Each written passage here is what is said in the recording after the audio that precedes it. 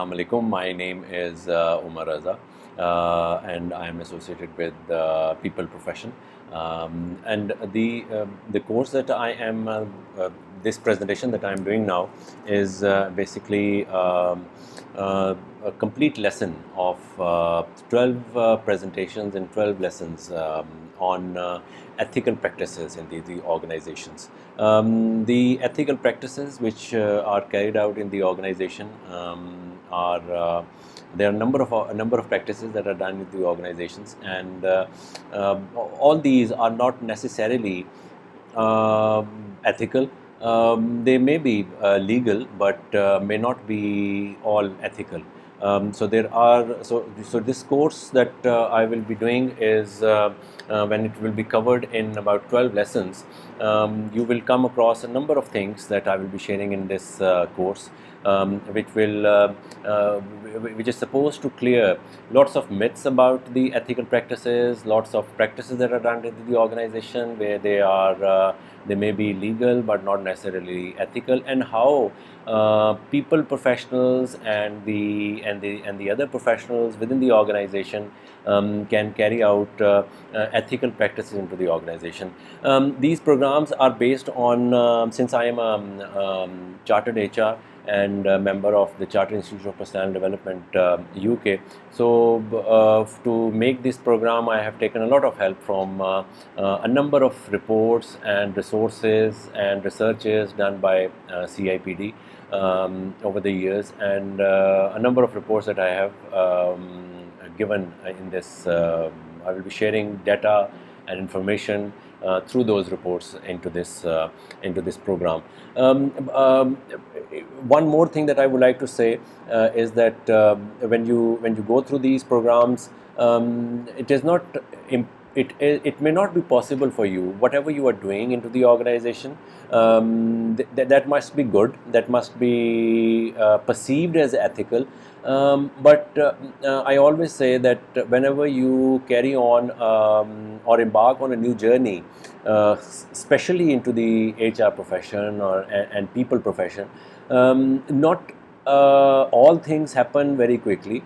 Not anything which you are trying to do can be done in isolation or a standalone initiative within HR especially, and in business in general, because whenever you start doing something, it has ripple effects, it has lots of other impacts within the organization. People who are doing something for many months or years within the organization, they cannot just shift towards another process or another practice just overnight. They have to buy into those practices. They have to understand that why this new practice is coming into the organization, or what HR intends to achieve out of this. So to all the people professionals, to all the HR professionals, this is a key message, that whenever you start doing something new, keep in mind, don't get frustrated too early.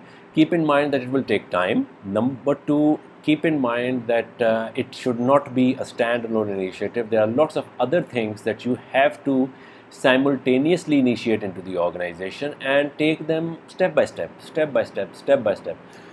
When I will go through this ethical practices course, there are 12 lessons into this. There are 12 presentations, there will be 12 videos that you will be going through. Few videos will be short, few will be long, and all those which are little longer presentations or longer videos, I will try to cut them into 2-3 videos also, so that interest should keep alive, and you could not have to sit for long to go through just one video. But during the course of this program also, you will see my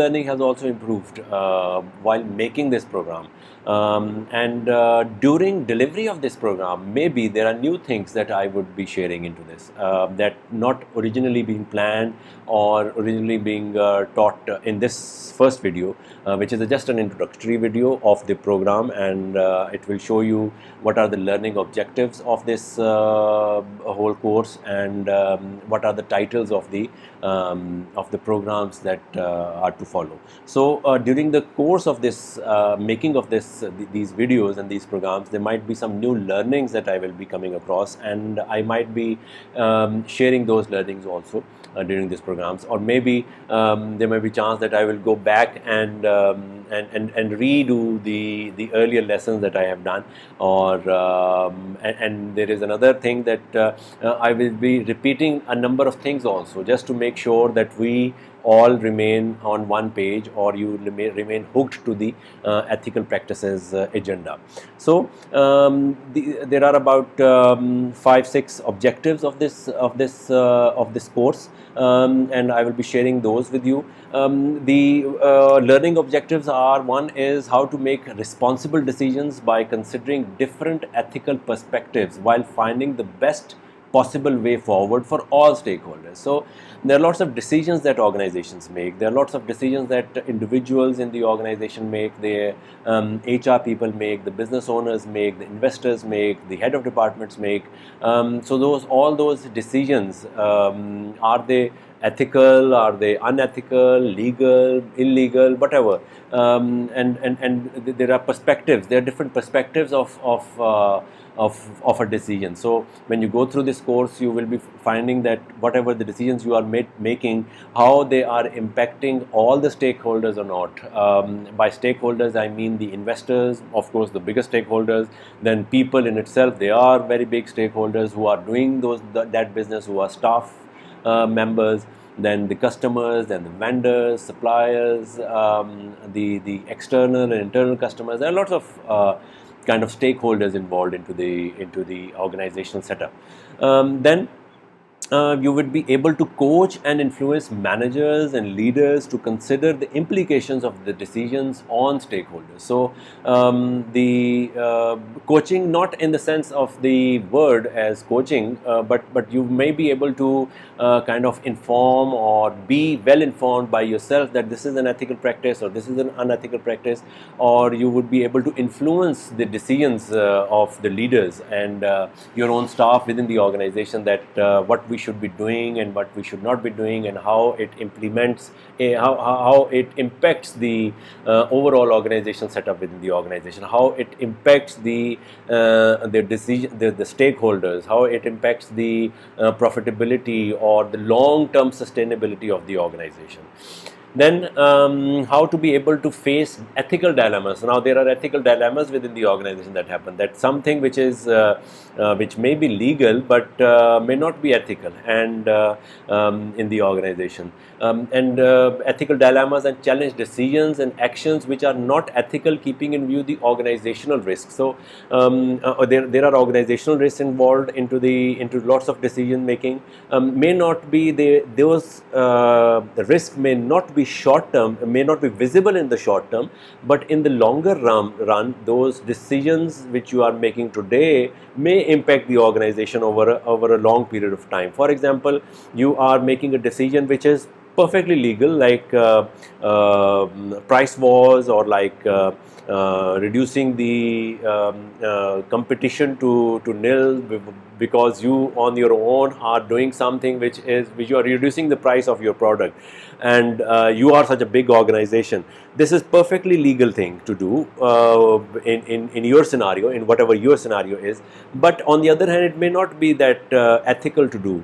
On the shorter run, it may be ethical, but in the longer run, what are the implications of this? So I'm not judging anything, I'm not proposing anything, I'm not recommending anything right now. What I'm saying is that this is something which may come as an ethical dilemma within the organization when we take care of such kind of decisions for the businesses. How to encourage transparency in decision making and communicate ethically wherever possible. So wherever possible, when I write this, wherever possible, it actually means that it may not be, when you are working into the organization, it may not be possible for you and for the business or your own leaders that they do all the time ethical activities. There may be some areas, some gray areas where they may not be able to find an ethical solution or do an ethical work. It may be legal, but there is no ethical solution to that, and you have to do that.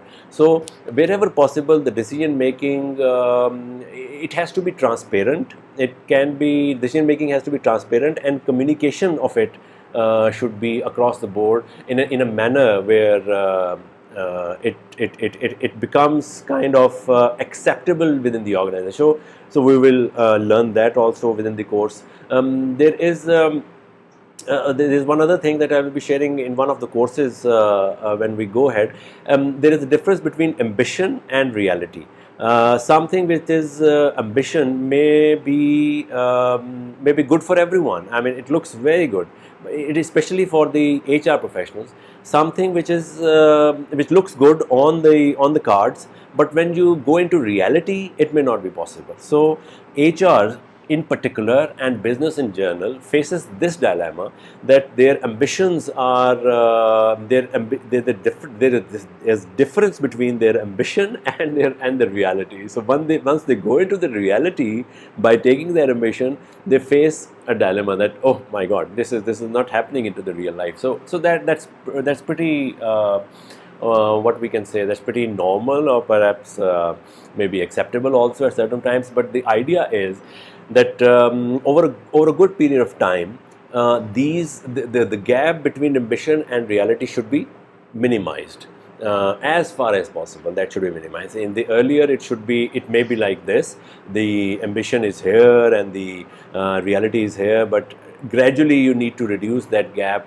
between ambition and reality, so that you could be able to handle well all the perspectives within the organization, and you could take that organization forward.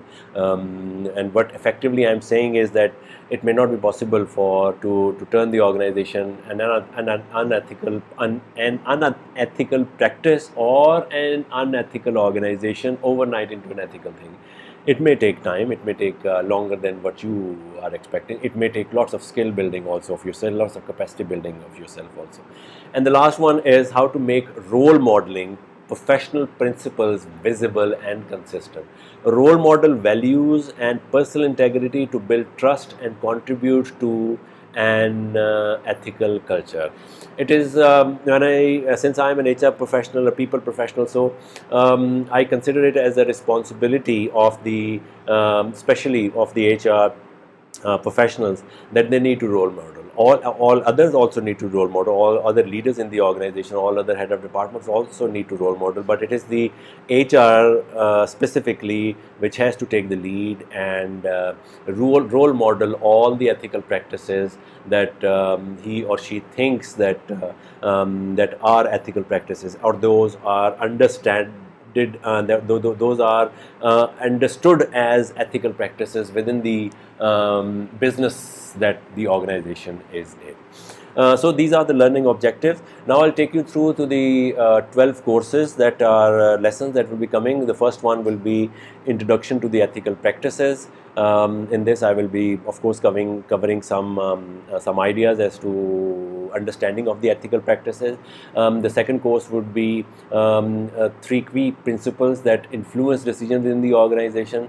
All the decisions that you are making in the organization should be carried out under some principles. By the way, when you will go through these courses, there will be different things coming in front of you. On the face of it, they may not necessarily look like a course of the contents of the ethical practices, but they are on the backdrop. They are things which influence the ethical practices within the organization or influence the unethical practices within the organization. So we need to take care of those also. So we'll be talking on 3 key principles that influence decisions. Then we'll be talking about professionalism. What is professionalism? What are the maybe ingredients of the professionalism? In lesson 4, we'll be talking about the professional principles of HR in particular. We're talking about the HR professional principles. And in lesson 5, what investors require from business and HR. So there are things that investors are looking forward to happen in their business from their CEO, from their COO, and from their HR. And by the way, they might not be very much, they might be they might have an idea that all they are doing is ethical, but on the other hand, they might be concerned just with the outcome, the money part or the dollar part that is coming in their way, and they may not be concerned with many other ideas. But when we will go through this course, you will see that investors, in fact, they are also very much concerned about how the organization is taking care of different ethical things within the organization, and under different headings. How the organization is taking care of all these ethical things. Then there will be workplace lenses. They are very closely linked with there are about 7 workplace lenses that will be that we will see, and how these things should be taken care of within the organization, and HR specifically, how does it take care of those. Then this is the one I was talking earlier, the ambition and reality, the difference between ambition and what are the ambition of an HR person who walks into the organization, and how it faces the reality that is happening there. Now, what are the there are some things which are written in the policy excuse me, that are very much ethical. Of course, in writing, everything is we're doing in ethical, but in practice, there are some things which day-to-day decisions that you have to make, and how those differences are there. What kind of differences are there? Once you understand that, you you may make a plan that, okay, this is what is my ambition, and this is what is in reality is happening. So how can I pitch in, and how can I reduce that gap of my ambition or my organizational ambition into the reality of the real world. The course 8 will be, lesson 8 would be, there are trends. There are about 9 trends that are impacting the world of work around the globe, and there are risks that are involved into this, and how the HR professionals need to take care of all those risks. Then there is lesson 9, which is ethics at work, and I'll be sharing an employer's guide. There will be red flags that we will be raising, and corresponding actions that HR and organization and employers can take to mitigate those the risks, and to reduce that red flags within the organization. Lesson 10 will be the ethical practices and the role of HR. What are the ethical practices and how HR can put in the role. Lesson 11 will be organizational culture and cultural change within the organization, and lesson 12 will be factors that are associated with ethical and unethical behavior within the organization. So we'll be talking about number of unethical or ethical behaviors, how the ethical behavior is influenced within the organization, and how the unethical behavior is influenced within the organization. And once you know that, you would be able to understand that, okay, this is something which is influencing the unethical behavior within an individual, or within a team, or within a leader, or within the whole of the organization. So once you understand those factors, you may be more able to kind of reduce those unethical behaviors to turn them into ethical behavior. So thank you very much for listening to this introduction, and we would see you again into our next session, in the first lesson of introduction to ethical practices in the organization.